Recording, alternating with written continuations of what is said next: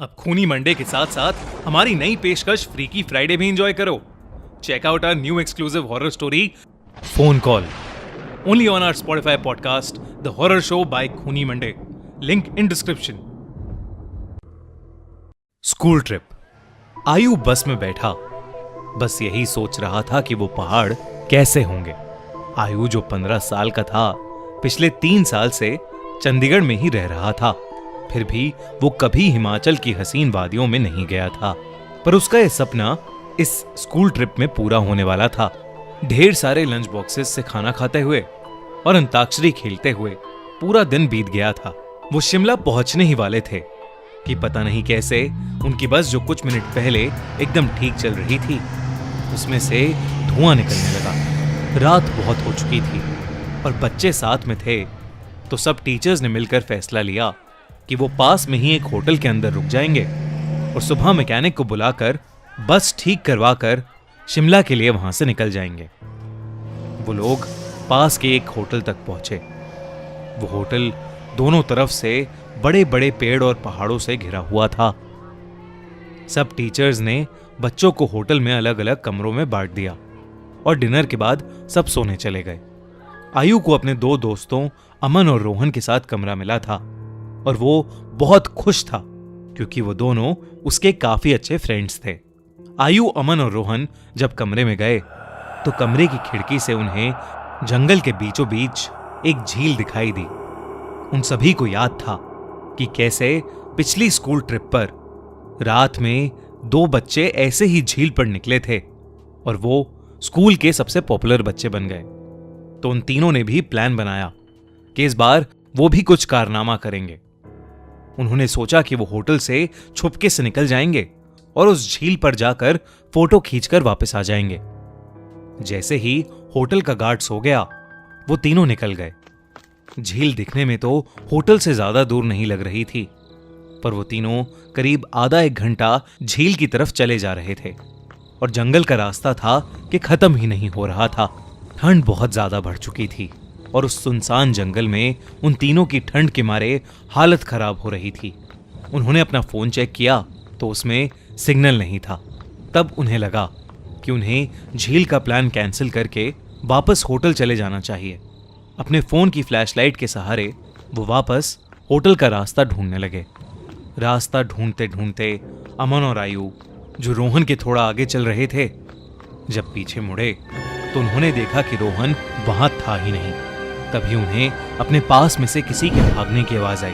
वो बहुत घबरा गए, पर क्योंकि वो रोहन को अकेला नहीं छोड़ सकते थे तो उन्होंने उस कदमों की आवाज का पीछा किया। वीरान और घने जंगल के बीच वो उन कदमों की आवाजों का पीछा करते गए, जो कुछ मिनटों बाद बंद हो गई। रोहन उनको अभी तक नहीं दिखा था और अमन और आयु अब बहुत ज्यादा डरने लगे थे। लेकिन तभी उन्हें ऐसी आवाज आई कि मानो कोई जमीन खोद रहा था। वो धीरे धीरे उस आवाज के पास गए और झाड़ियों के पीछे से उन्होंने देखा कि और कोई नहीं बल्कि रोहन ही जंगल में एक गड्ढा खोद रहा था। उन्होंने डर के मारे रोहन को पुकारा। रोहन उनकी तरफ मुड़ा और उन्हें गुस्से से भरी आंखों से देखने लगा। उसकी आंखें एकदम काली पड़ चुकी थीं, जैसे किसी ने उसके अंदर से आंखें ही निकाल ली हों। अमन रोहन के पास गया और उसने रोहन के कंधे पर हाथ रख के उससे पूछा कि उसे क्या हुआ है। लेकिन रोहन के कंधे पर हाथ रखते ही रोहन अमन के ऊपर चिल्ला उठा और रोहन ने उसे एक बहुत तेज धक्का दिया। अमन काफी दूर जाकर गिरा। रोहन के अंदर कोई अजीब सी शक्ति आ चुकी थी। आयु भागा भागा अमन के पास गया। रोहन अब आयु की तरफ आगे बढ़ने लगा, पर जैसे ही वो आयु के पास आया, रोहन को अजीब से दौरे पड़ने लगे और वो बेहोश हो गया। आयु उसको होश में लाने की कोशिश करने लगा और जैसे ही रोहन होश में आया, उसने अमन की तरफ देखा और जोर जोर से चिल्लाते हुए कहने लगा, वो अमन के अंदर है। तभी आयु ने देखा तो अमन सर झुकाए नीचे बैठा था। उसने अचानक से अपना सर उठाया और उसकी आंखें भी बिल्कुल काली पड़ी थीं। इससे पहले आयु और रोहन कुछ कर पाते, अमन जो कुछ देर पहले तक चोटिल था, वो उठकर जंगल के अंदर भागने लगा। रोहन और आयु ने उसका पीछा किया और फोन की फ्लैशलाइट में देखा कि अमन एक खंडर की तरफ भाग रहा था। करीब जाकर उन्हें दिखा कि वो खंडर दरअसल में एक बहुत पुराना घर था, जिसे देखकर ऐसा लग रहा था कि वहां सालों से किसी इंसान ने कदम भी नहीं रखा था। दोनों बहुत ही डरे हुए थे और उनकी आगे जाने की हिम्मत नहीं हो रही थी। पर अमन को बचाने के लिए आयु और रोहन उस खंडर में घुस गए। ऊपर के एक फ्लोर से उन्हें एक आवाज आ रही थी। वो उस आवाज के पास पहुंचे तो जो उन्होंने देखा उस पर उन्हें विश्वास ही नहीं हुआ। उन्होंने देखा कि अमन बेहोशी की हालत में हवा में लटका हुआ था और एक बूढ़ी औरत उससे बात कर रही थी। उस औरत का चेहरा बहुत भयानक था।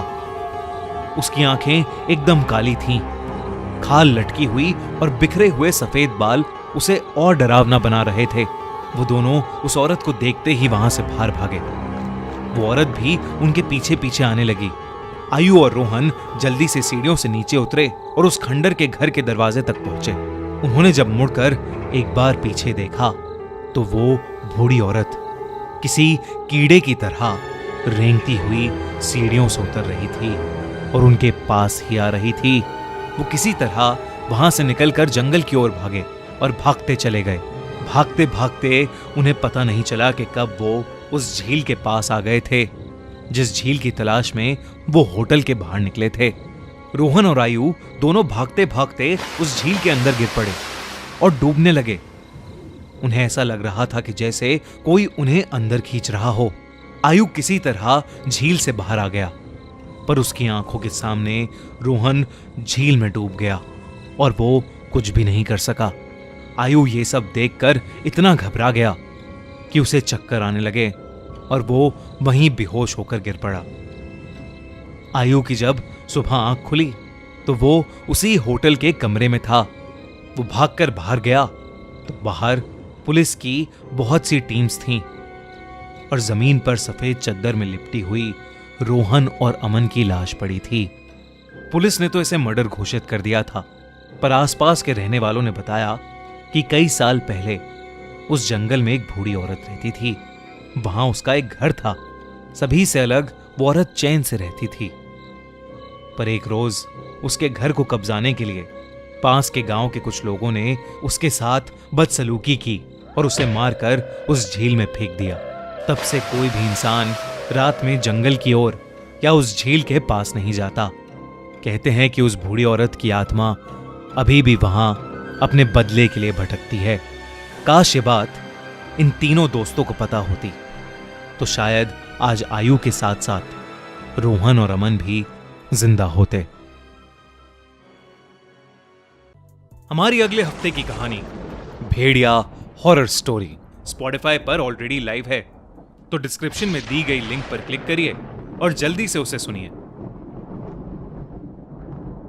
और अगर आपको ये वीडियो अच्छी लगी तो हमारा चैनल खूनी मंडे सब्सक्राइब करना बिल्कुल मत भूलना।